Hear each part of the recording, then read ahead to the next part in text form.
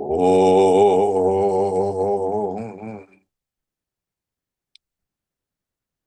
Om.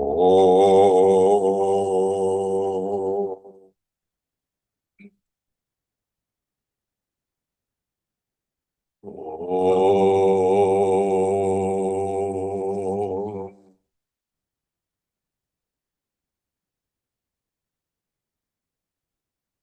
Gurur Brahma, Gurur Vishnu, Gurur Devo Maheshwaraha, Gurureva Param Brahma, Tasmai Shri Gurave Namaha. Chinmayam Vyapyat Sarvam Trailokyam Sacharacharam Tatpadam Darshitam Yena Tasmai Shri Gurave Namaha.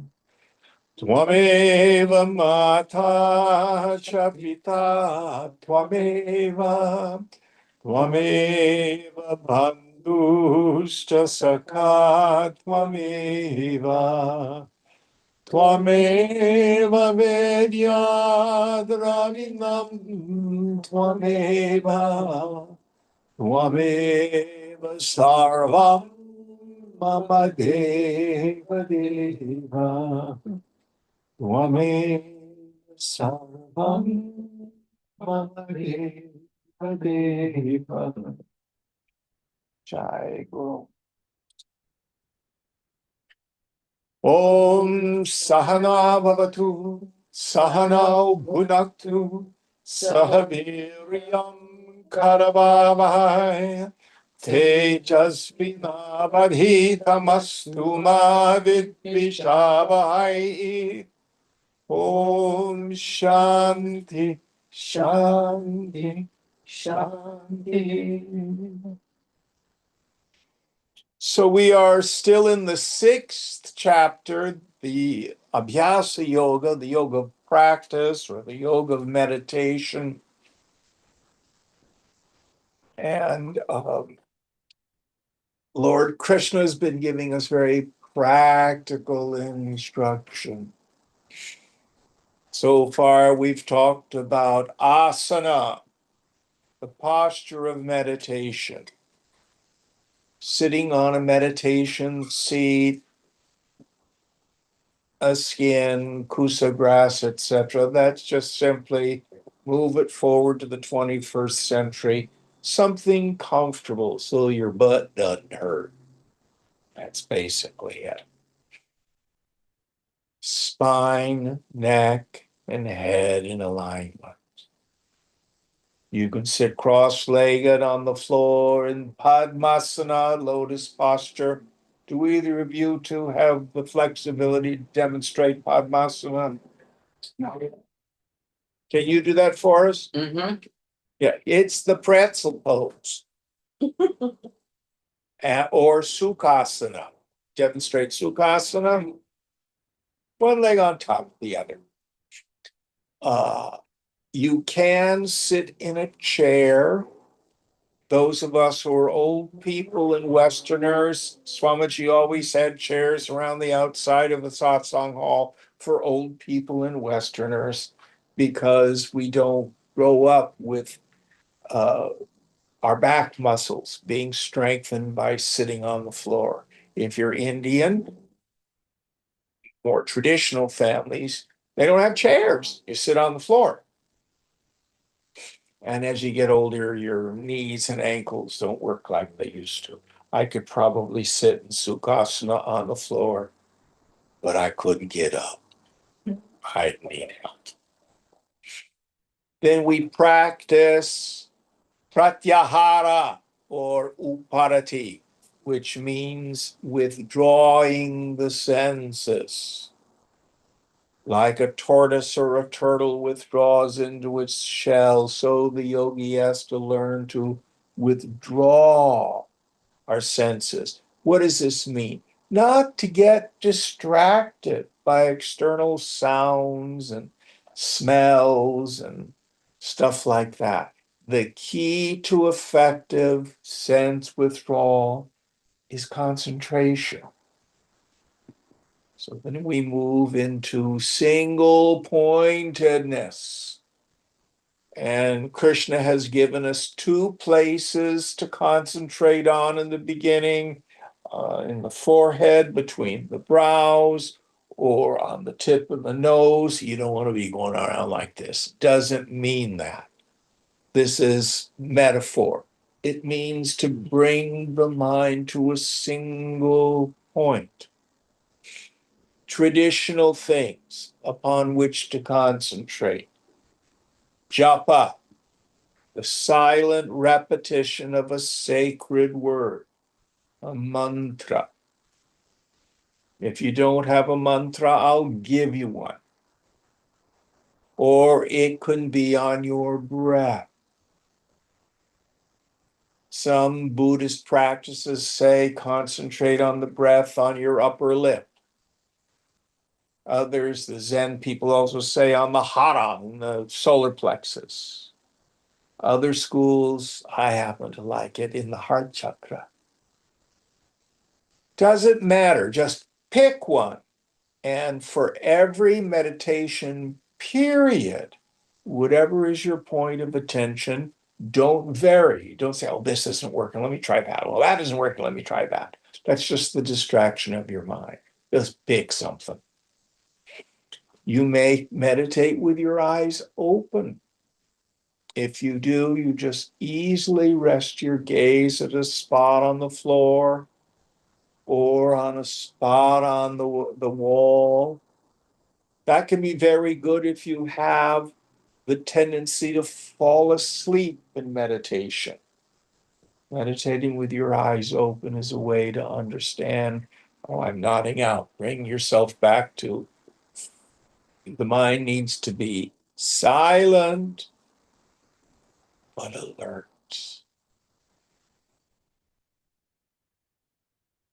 You can meditate on the flame of a candle or a lamp. Now, I know like Dario is in a tantric tradition. I guess Meena is too. You can use the form of your Ishtadevata, your chosen deity. If you're Christian, you can meditate on the Blessed Virgin Mary or your form of Jesus. In the end, it doesn't matter. Then as thoughts and feelings arise, we don't suppress them. Let them go. Don't get caught up in the theme of our thinking. Your mind starts to go down a road, you bring it back over and over again to your point of attention.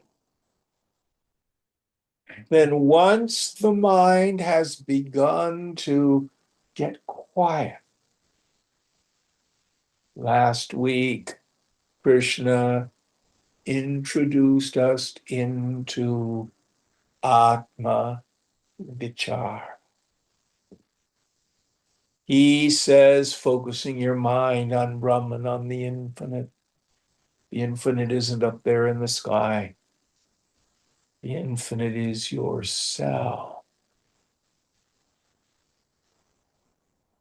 So we have what I call this radical reversal of the attentive faculty. Anything that we can be aware of as an object of cognition, be it gross, meaning things seen, heard, taste, touched, and smelled, or subtle, a feeling or a thought. Listen carefully. Also a mental picture. That is anatman, not self. To whom did this occur? To me, koham. Who am I?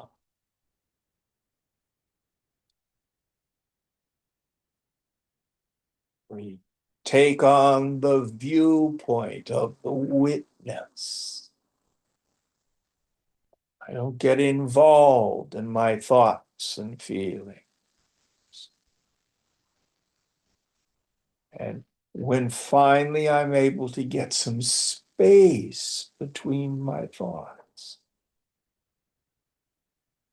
the attentive faculty turned within, who sees the thoughts and the space between thoughts. And there's nothing there.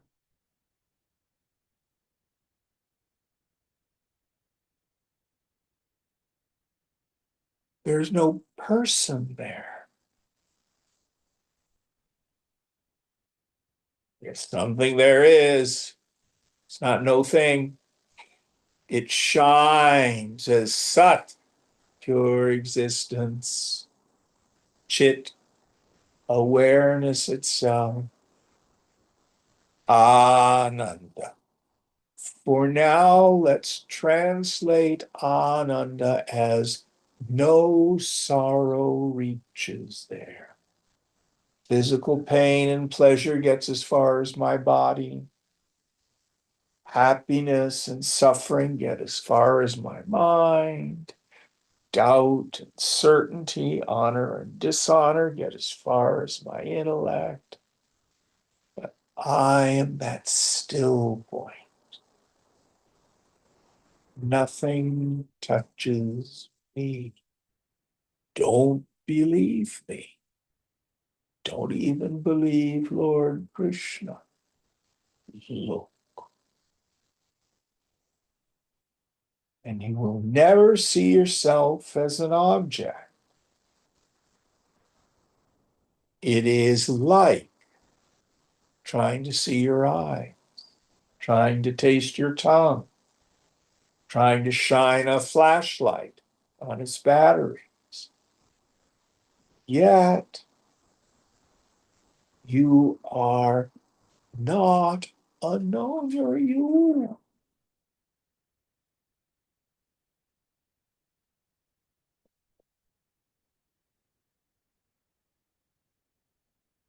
This is the highest form of meditation. Atma Vichara, inquiry into the nature of self. All right, what verse are we on this evening? 26. Are you there, Mark? Yeah, can you hear me now? Pardon me? Volume's really low. Can you hear me now? I can, yes. At 26. All right. And for those other people, can you give us each number? 446. 446. Will you help us out, please, Deepa?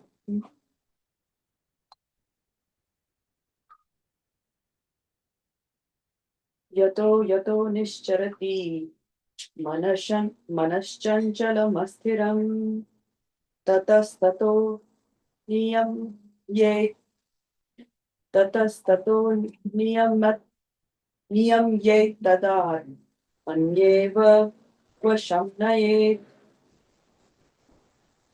From whatever cause the restless and the unsteady mind wanders away, from that let him restrain it and bring it back under the control of the self alone. Yes. So again, it's as if you're sitting on the bank of a river and the river of the mind goes by. You are Sakshi, the witness, and all the flotsam and jetsam goes by. You see the boats go by. Our problem is we see a boat. Oh, that's an interesting boat. The next thing you know, you're on the boat and going through the stuff in the hold. You start going down some story, some narrative. What we want to do once that starts in meditation, bring the mind back. In the beginning, bring it back to your point of concentration, your point of attention. So did he put it under control of the self with a small s or a capital S? Capital. Capital S. In the end, that to whom did this thought occur? To me, Koham, who am I? To whom did this feeling occur? To me, who am I? Keep bringing your attention back to the self. This was the great practice that Ramana Maharshi gave. He really only wrote one original book, Upadesha Saha, the essence of instruction. But who am I was the great teaching that he invited all his students to engage in. This is also what Lord Krishna is saying. When the mind wanders, to whom did this occur? To me. Who am I? Bringing the attentive faculty of the mind back to the knower itself. Now, we mentioned this in a prior class, but I want to repeat it. The self is not something up in the sky. It's not, oh, what do you think about the self? As if we're talking about nuclear physics or French language or the Mona Lisa. Who sees the phone? I do. That's yourself. You don't get a new or different self. My problem is from lack of investigation, I have missed its incredible profundity. Let me give you a worldly example. Behind me, you will see the photograph of Swami Chinmayananda. Can you all see it? Mm-hmm. Do you see that it has a wood frame?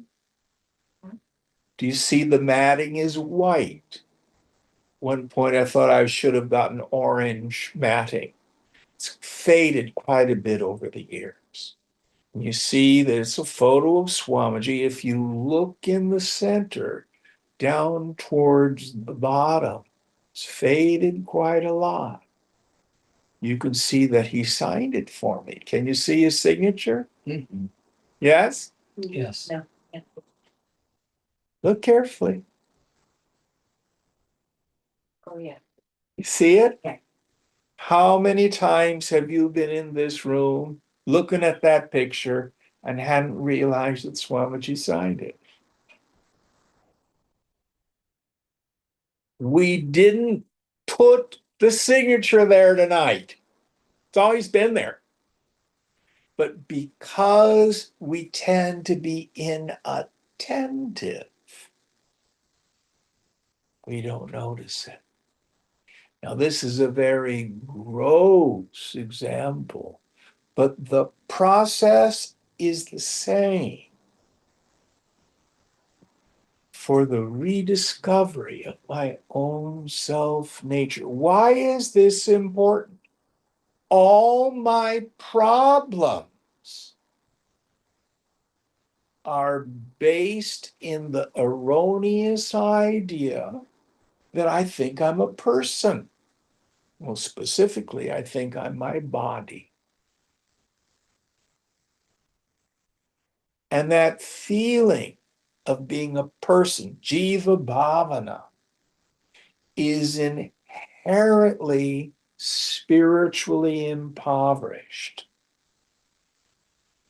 My mind says, I'm not enough or the world's not enough. And then the mind throws up a goal. The people are all wrong. The people I work with are mean. My family is crazy. Or I don't have a partner, or the partner I have is yucky. Places, I'm in the wrong place. If only I were in Los Angeles, it'd all be better. People, places, things. I need a better car. I need a new apartment. I need a bigger, better, or a new house. Possession. I need more stuff.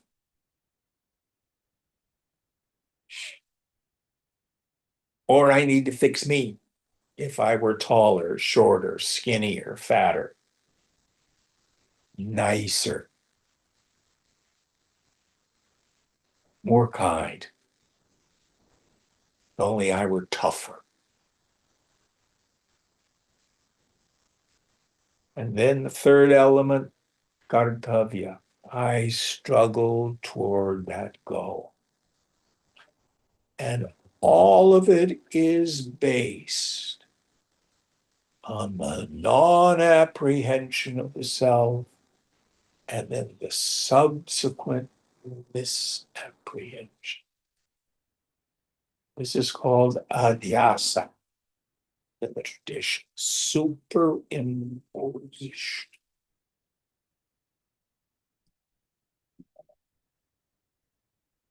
And how do I destroy the ignorance of my self nature? No amount of action will do that. No amount of puja will do it. No repetitions of mantras will do it. No pilgrimages will do it. The only way we destroy ignorance is through knowledge, direct experience knowledge. And that is the fruit of investigation, vichara.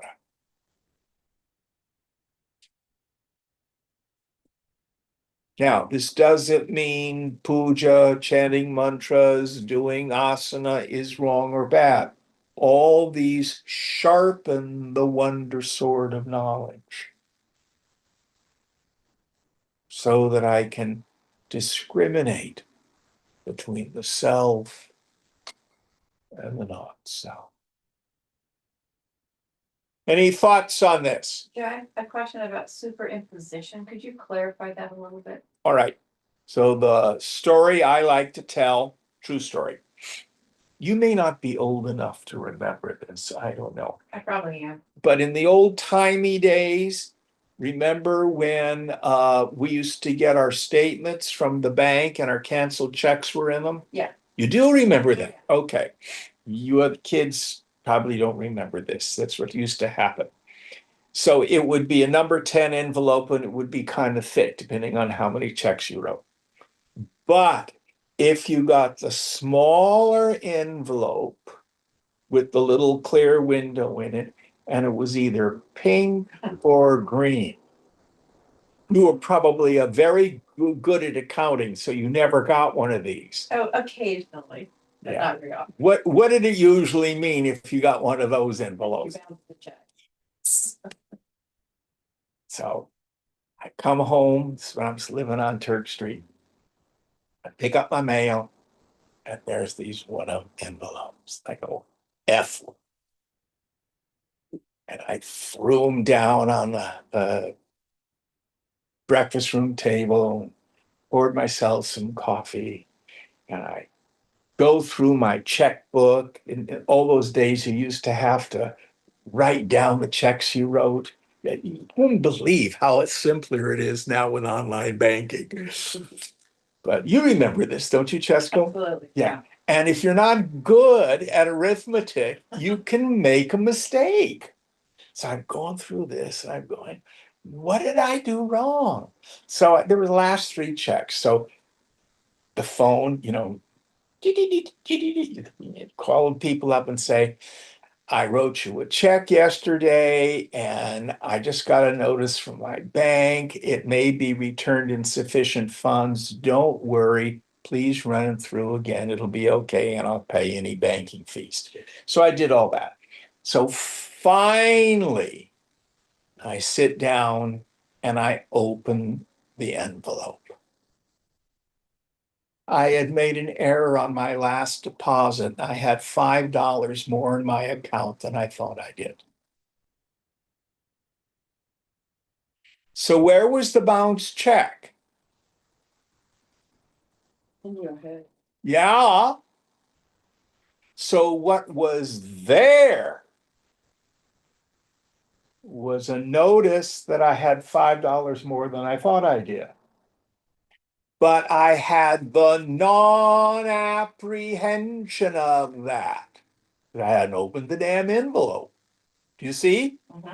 Then I had the subsequent superimposition. I've bounced a check. Now, it wasn't real. Now, what's interesting, superimpositions, even though they're not real, can be very powerful. I was pretty pissed off at myself. Do you see that? Yeah. So you understand first non-apprehension, subsequent misapprehension. Yes. Superimposition. Shankara will use the classic example of the snake in the rope. You're walking along a dusty road at night and it's dusk and you don't see well, and you go, oh, there's a snake, and you're scared. You're just paralyzed. You don't move. Someone else comes up and you say, don't come any closer. There's a snake there. I'm a goner. And the person lifts up a lamp and says, it's not a snake, it's a rope. So my real nature is Chidakasha, the space of pure awareness. Chidananda Rupaham, my nature is bliss consciousness. Nityananda, I am eternal, unchanging bliss. Nirupaham, without a form. Nirmalam, without a taint. Achalam, I never move. I was ajataha, unborn. Amritaha, I never die. But I don't know it.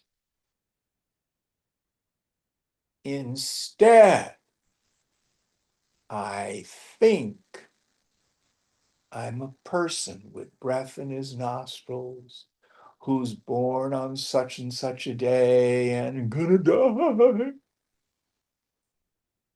And I have this problem and that problem, and I think this is going to make me happy and that's going to make me miserable. And all that is superimposition.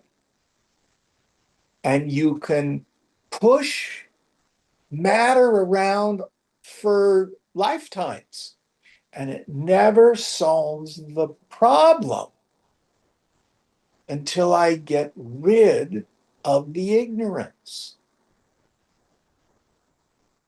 I'm thinking of an arithmetic problem. Cheska, do you know what problem I'm thinking of? No. You have ignorance. Yeah. Now, ask me what the problem is. What's the problem? 2 + 2 is 4. Now, do you know? Yes. Okay. You got the answer, the knowledge, through inquiry. Does that make sense? Yes. You can't get any kind of knowledge without investigation, without inquiry. So how do we find the nature of myself? Well, first, there's what we call paroksha jnana, which is the indirect knowledge, which we get through the scriptures or the words of the guru. But for me telling you, you have nothing to worry about. You are birthless, changeless, and deathless. Take it easy. That doesn't do you any good if you're scared to death or really angry. Making sense? Absolutely. That's called indirect knowledge. but it's a place to start. So what we need to do is get aparoksha jnanam, direct experience, which is what Krishna's suggesting. Do these various practices for purification. It's not either or. It's not Vedanta or Bhakti Yoga. It's not do your tantric practices. No, that's no good. You should do Vedanta. No, it's first, then. And all the paths ultimately end in self-inquiry. All that really varies is the purification practices. And those we're attracted to depending on our temperament. Once I've attained chitta shuddhi, purity of mind, sattva, meaning my mind has slowed down enough that I can see a thought arise out of silence, watch it, see it disappear back into silence. With the attentive faculty turned within. Who sees the thoughts and the space between the thoughts? Koham, who am I?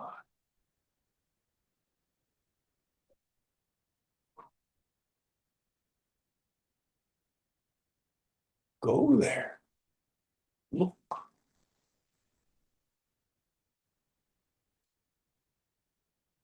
Does that make it clear? Very, thank you so much. All right. Any questions out there in Zoom land? Going on. Prashantavanasam yenam yoginam sukhamuttamam upaiti shantarajasam brahmabhutamakalmasham. Supreme bliss verily comes to this yogi, whose mind is quite peaceful, whose passion is quietened, who is free from sin, and who has become Brahman. So let's parse this because it's very dense.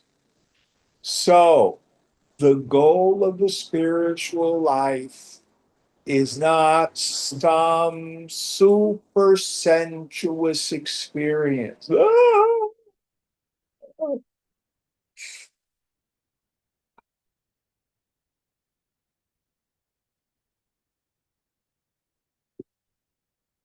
It's supreme peace.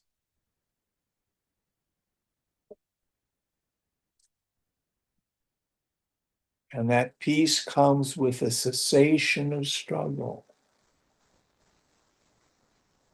with the deep experience. But it's all okay.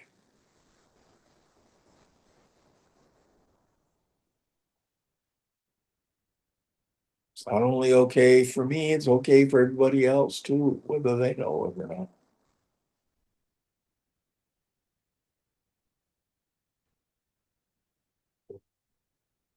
Next idea. Supreme bliss verily comes to this yogi, whose mind is quite peaceful. Okay, so self-realization gives us essentially two things. We get what I call existential freedom. Nothing can touch me.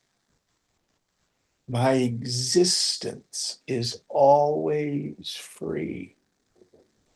But the second thing that it gives me is now I know where happiness is. The mind in ignorance is convinced all those people, places, things, and conditions out there are inherently joy-giving or inherently misery-producing.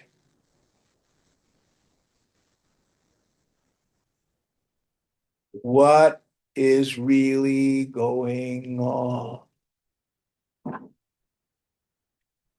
First of all, does any external object have ananda as its dharma, as its nature, as its prakriti? If we look carefully, we see it's not true. Some people like persimmons, some people don't. Some people like coffee, some people don't. Some people like sex all the time, other people, eh.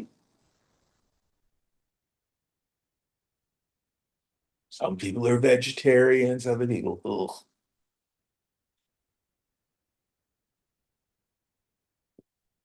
So when we talk about dharma or prakriti, the nature of something without which it wouldn't be what it is, scriptures give things like it's the dharma of sugar to be sweet. Everybody experiences that.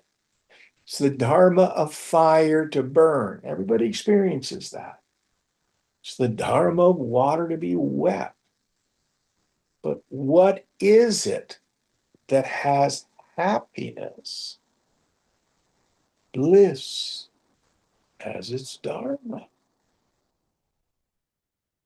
And then we ask the second question: who here is happier when you get what you really want? Most of us will raise our hand. You're just lazy. That's why I go after that stuff. But what yoga says, I don't know, where's my little rock? There it is. This little prayer rock, the stand-in, the widget for whatever it is that I think is going to make me happy. And in truth, I'm the one who decides that. I made it up. So the first step is called priya. Priya means dear. I decide what's dear to me. The next step is I endeavor to get proximate to my object of desire. I earn it. I invent it. I hook up with it. I buy it, etc. And that's called mola, when I'm getting proximate to my object of desire. I start to get excited. Get close, get close. And when desire and object of desire become one, ah,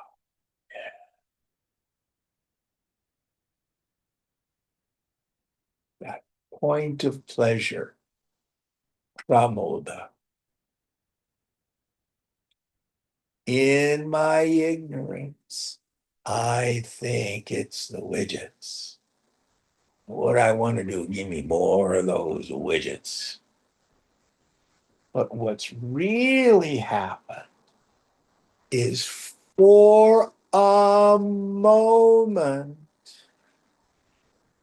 the kama, the craving, the spriha, the longing, the trishna, the thirsting, the vancha, the wanting of the mind is abated. What I'm actually getting is swad, taste of the juice of my self nature. Brahmanandarasa swad. But in my ignorance, I attribute it to the object. Jim, are you telling me that pizza and sex and good music and winning in lawn bowling all do the same thing to my mind? Yes. Now, it will vary in intensity and it will vary in duration, depending on how badly I wanted it and how completely it satisfied that desire. But I get confused because of the diversity of sensory experience. What I'm really doing is getting a taste of the bliss of the self. Technical term for this is called Vishayananda, the bliss that we experience through the Vishaya, the sense objects. But in truth, sense objects are neutral. They're not bad. I use them to induce the mind state free from craving. To use a more vulgar example, maybe you read a romance novel. Took me years to find out. I thought it was just about love stories. What's a romance novel? Women read them a lot. What is it? It's Chick porn. Or guys, you make look at the pictures. The old timey days, the magazines. There's nothing there. We just use that to induce a condition. It's absolutely shunyata, void. I attribute the joy-giving qualities to it. It's just print on a page or pixels on your phone. There's nothing there. I tell you, the world is no different.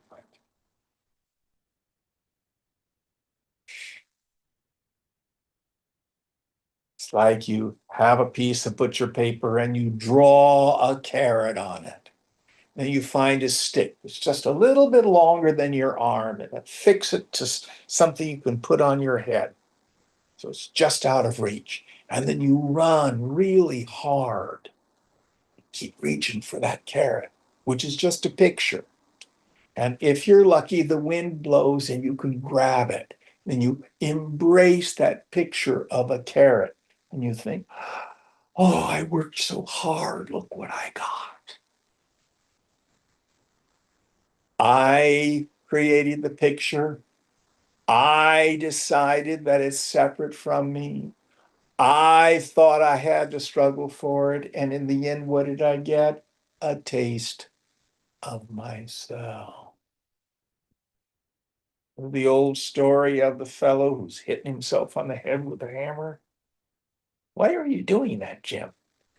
Because it feels so good when I stop. I'm going to get a bigger, better job. I'm going to get a bigger house. I'm going to get rid of that horrible boyfriend. I'm going to get a new girlfriend.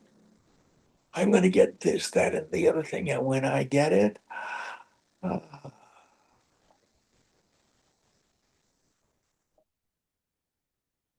so this is called a mediated experience of the self because I use a medium, Vishayananda. Krishna here is saying, once I begin to realize Chidananda Rupaham, my form, my nature is bliss consciousness. I begin to practice just letting go of belonging, letting the mind come home, to this now.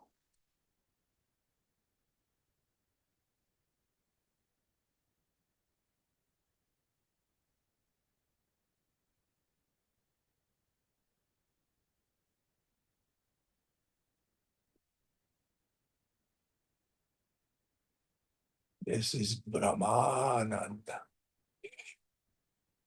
the bliss of Brahman.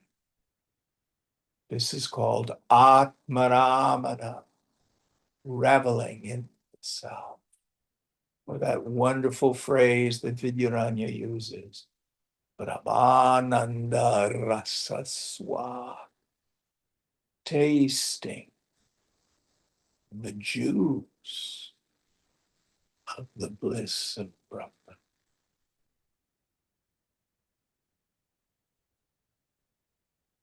Now, how do you revel in the self? It can be through puja. It can be through chanting Lalita Sahasranam. It can be through study of the scriptures, satsang. But the yogi wants to be conscious about what she's doing so that the mind does not attribute to the form, the medium, our own swarup, our own self-nature. And here is the ruthless rule of the mind. The mind will return to the experience that's given it the greatest joy. Thank God. God is the most beloved, or we'd all be screwed. So you only need to experience this bliss of your own self once. It may be Guru Kripa because of the grace of the Guru, Shaktipat. It may be because you've done a pilgrimage to a very holy spot.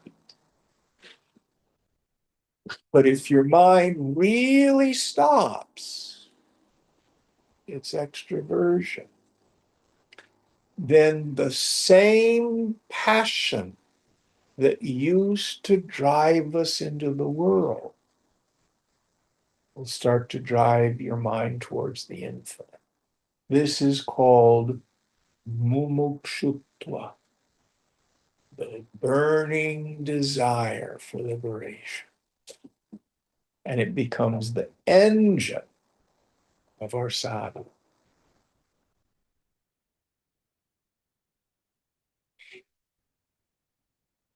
This is an incredibly important point. Now, there's a practice that's implied in this. This is not a practice that's done in your meditation seat.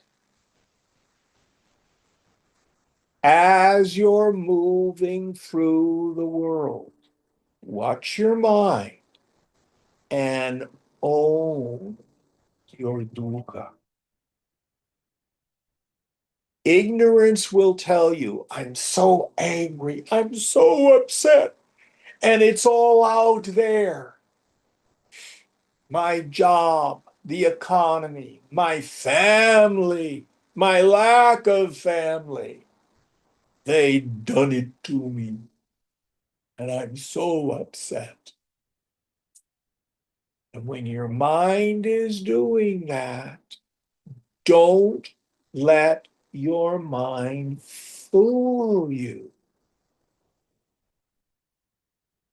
It is a spiritual axiom that if I'm disturbed, no matter the cause, I'm the one with the klesha. the defilement. I'm the one with the attachment. I'm the one with the expectation. I'm the one with the identification. Now, listen carefully.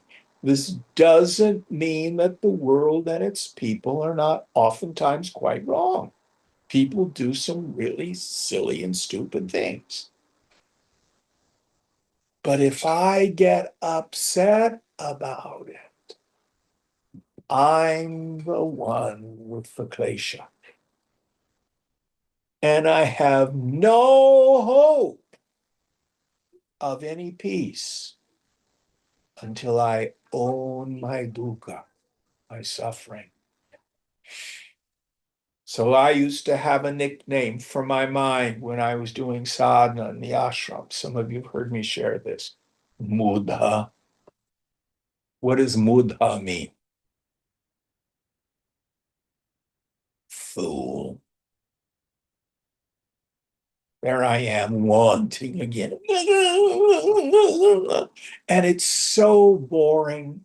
And it's so repetitive. Who got upset this past week?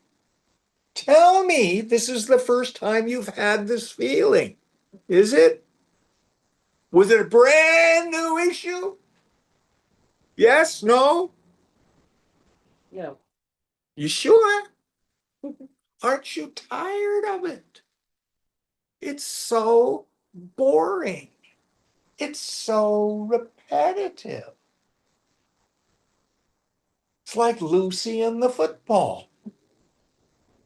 You all know from Peanuts?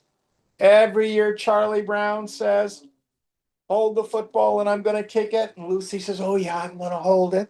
And he goes running to kick the football and she goes, whoop, and he goes, pew, smack right on his back.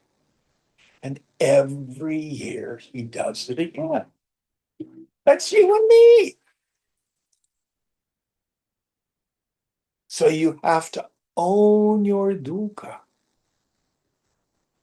and own your ananda. Pay attention to the point of pleasure. This is in many ways harder because who wants to be conscious when you're having a good time? You want to be there and see that it's nothing more than the freedom from the craving mind.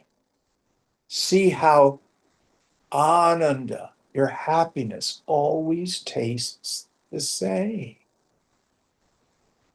It's a taste of myself.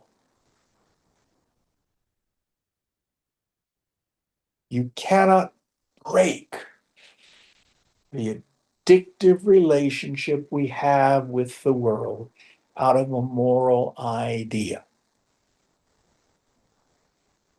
It has to be done through insight.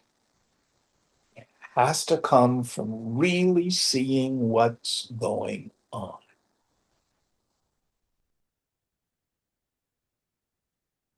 Once I see that it's the longing itself that's the problem, I develop the desire to be free from desire. I begin to practice vairagya, that desire to give up all attachments to experiences gained through the senses and all ideas of self, starting with the body up to some subtler and important.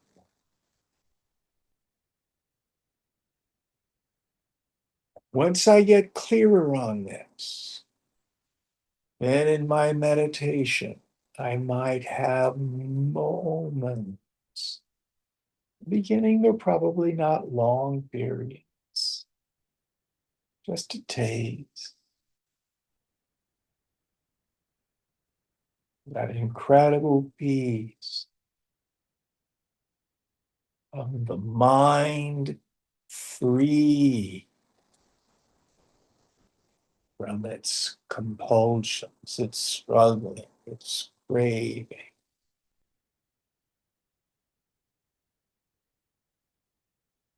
Now, everything I've told you is scriptural.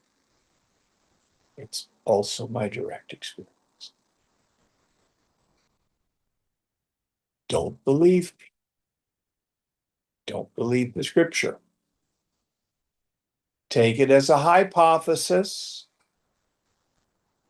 Watch your mind as you're moving through the world. Make friends with your dukkha, your suffering. Own your dukkha, own your anatta.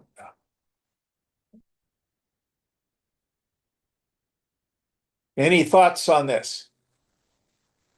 I have a question. Yes, ma'am.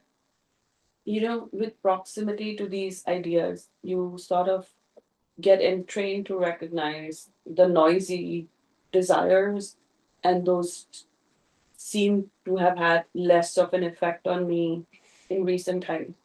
But what catches me by surprise is the subconscious desires baked into us by nature nurture type, like what my parents might think is the right thing for me to be doing it. So when that arises, what do you do with it? I don't know. That's what I'm asking. What do you do with First thing you need to know, if you've understood how I call it the pleasure principle, and I have now come to find out that that's a term that other people have used for other stuff. But once you've understood the dynamic of suffering and happiness in the mind, even though you may not be able to let it go, Shankar would say, at least don't embrace a rotting corpse thinking it's a beautiful bride. So when these nature nurture thoughts come up from family of origin, you feel them, you know them, but at least don't believe them. Is that making sense? Mm. And the problem is, I may think, yeah, dukkha is caused by the arising of craving. Well, that's true for these trivial things, but not in this case. In this case, it's because I don't have what I want. Is that making sense? Yes. Huh? Yes, very much so. I have a particular case in mind in my life where I do that. As long as you keep smooching that snake, you're never going to see a rope.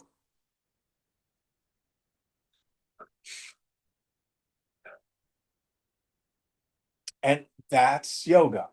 And that's the absolutely crazy part of our ignorance. I can be fully conscious here and totally identified there. But we keep working. Dario, is this new stuff for you? You're picking on me, man. No, well, you're new. And I mean, I don't know if you've heard this stuff No, before. I mean, is it new? Is it not new? It's both kind of. It's no, I don't know. I think this is how this lands on me. Can you wait a minute until the stuff goes by? Um, trying to root out stuff that's extraordinarily deep seated is incredibly difficult. And sometimes I think, well, do I really want to do that? What are the consequences of doing something? It feels sometimes kind of like not human. Something, to be honest. It feels No. like, you know what I mean? No, it's finally getting rid of our animal nature. I Yeah. want you to become Oh, yeah. fully human. Like it's just, I don't know, so intense. Some of the, But- like just We've talked about the phenomenon of debilitating addiction. So I'm sure you've heard about what a bottom is. When an addict or an alcoholic bottoms out. Is that something you've heard about? Yeah, I know it. Yeah, course I know. so what happens, I finally see that what I'm doing is what's causing my suffering. I no longer think if you had my problems, you'd drink too. The world is just out to get me. I have a right to be an asshole, you know. Yeah. And when I see the wreckage and people out there say, you know, put the plug in the jug, Jim, put down the crack pipe. Yeah, I mean, I like get it, like for drugs and alcohol, that's really like normal, but for something like sex or like something that's even more deep seated, as a human being, like, or I think what else? Um, that's just wow, that's so intense. What we- You know what I mean? It is. So like, And we talked about sex. It was either last week or the week before. You know, brahmacharya means to roam around in Brahman. That's the literal meaning. or like even just attachment to like relationships or like You can love without attachment. you know, it's uh, it's just kind of really intense. Like, These are hard things. These are hard things. But if what you want is the bliss of Brahman, and we give them up, maybe one by one. I can't tell you how many of my students who little older than you, some of them, their late 40s and their 50s, some a little older, and they're going, I'm done with relationship. It's just more effing work than it's worth. And for what? yeah, no, I mean like it's yeah, that's the interesting thing where it's like it definitely feels like some sorrow, some more existence or something, where it's definitely like, okay, I'm gonna get off this freaking merry-go-round or something, but desire is always there or something. So it's just kind of like Actually, that's not true. I mean, I feel anyway, I don't know, it feels like We actually let go of some desires. We do. And if we don't replace them with something else, what's underneath is a lot of spaciousness and peace. Don't believe what I've said. Maybe it's all wrong. Maybe the life of the bogey is the better path. The one with the most toys wins. yeah, but it's obviously Knock yourself out. I mean, I know it's not true, but Are you sure? I'm sure. Ask Elon Musk. Maybe it's true. Everybody, most people are miserable. Yeah. So, Just look at that dude's face. And then look at the face of most of our politicians. And you tell me who has what you want. I kind of want what he has.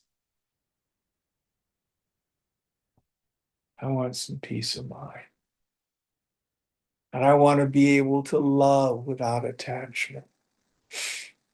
I want to be able to move through the world with a spirit of generosity and not be afraid of financial insecurity.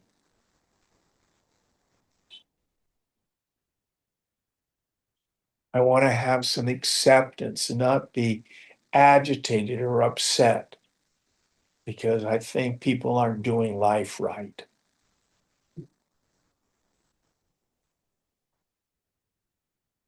It's the great quality. This work does not ask us to lead a nihilistic life. It's not about not having any fun. It maximizes the joy of living.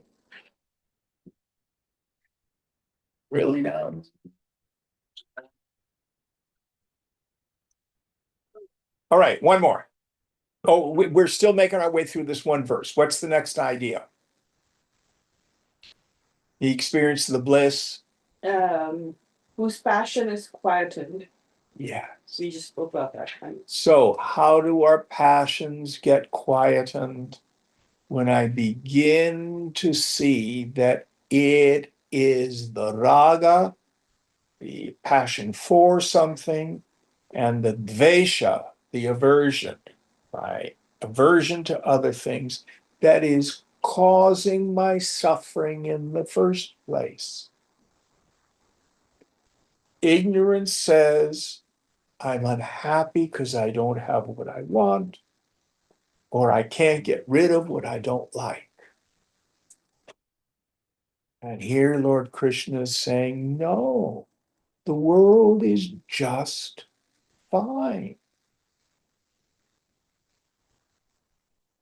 The problem is my own mind. It's the passion. And again, you cannot still them as an act of will or some moral precept. Nobody's powerful enough to do that. You will fail. Who's had that experience? We only do it out of deep insight, from seeing what's going. Next idea. Who is free from sin. Okay. Sin here, papam. We do not want to superimpose, first of all, our Western notion, where, religion is about cosmic traffic cop and Supreme Court justice. These are the traffic laws of life, and if you disobey them, you're going to get a ticket. And you got to do 10 Hail Marys and 10 Our Fathers. That's nonsense. What is papam? Papam, usually translated as sin, does not even mean impurity. God forbid you're an Indian and you eat your dinner with your left hand. What is papam? Any thought or action that we engage in that grossifies the mind, makes it denser or thicker, that separates us from the love of the infinite or the love of other people. So the yogi lives a life to reduce those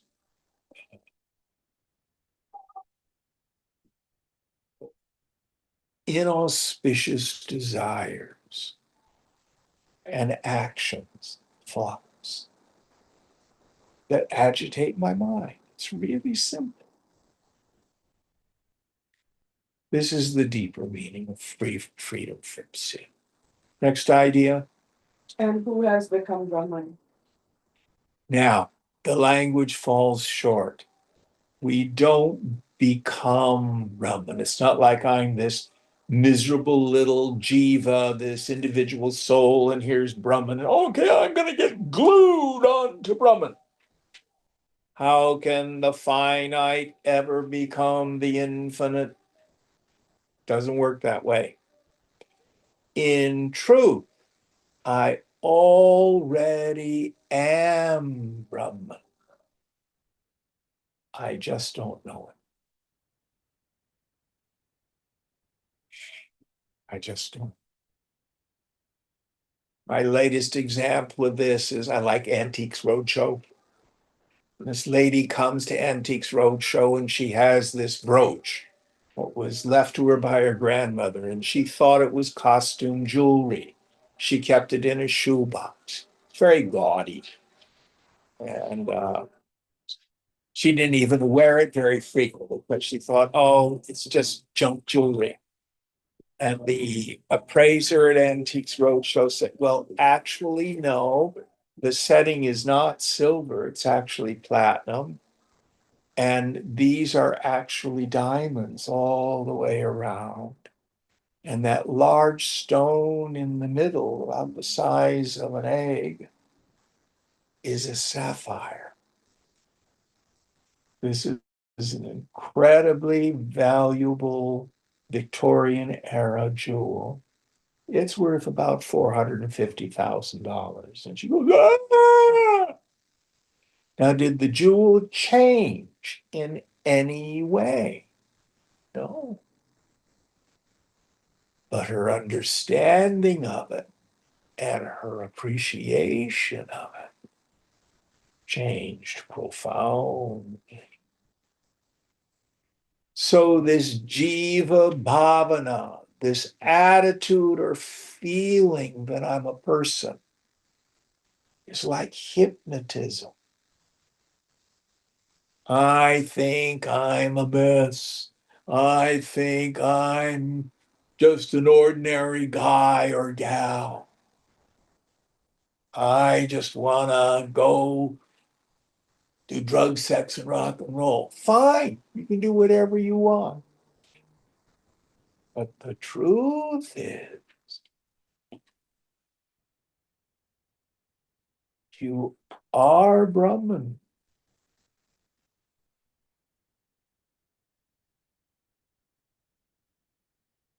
You don't become it. In your mind, you discover that's my real nature. And that's what brings the mind peace. So at the moment of realization, it's not, oh, I'm a realized person, now come touch my feet. I'm a master. No. What do the Upanishads say in the Mahavakyas? Aham Brahmasmi. I am Brahman, not I know Brahman.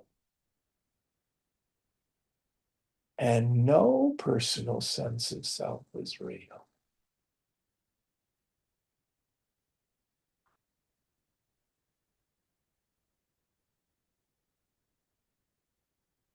Where did that ego go? It was there a moment ago, now gone. Just the space of pure awareness.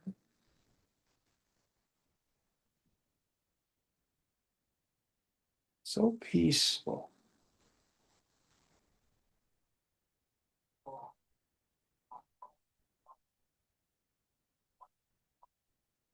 Okay, we'll end here.